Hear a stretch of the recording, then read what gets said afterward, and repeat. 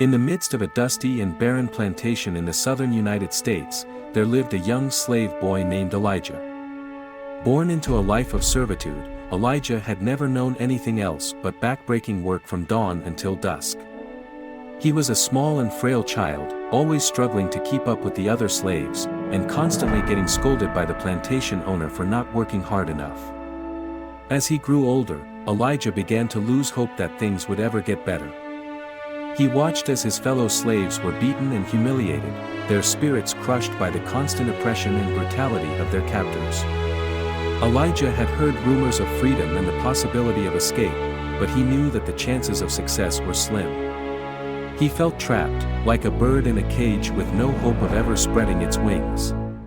One day, Elijah was tasked with tending to the plantation owner's garden.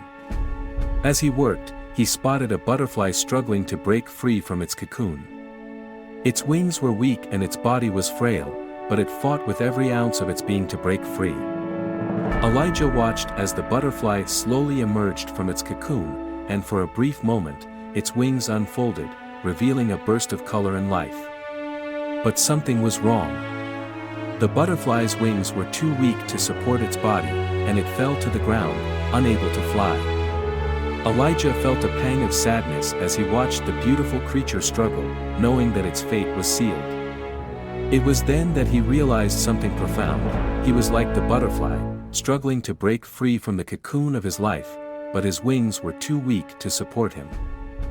For a brief moment, Elijah gave up hope. He lay on the ground, his eyes closed, feeling defeated and broken. But then something inside him shifted.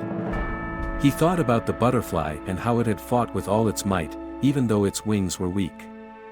He realized that he too could fight, even if the odds were against him.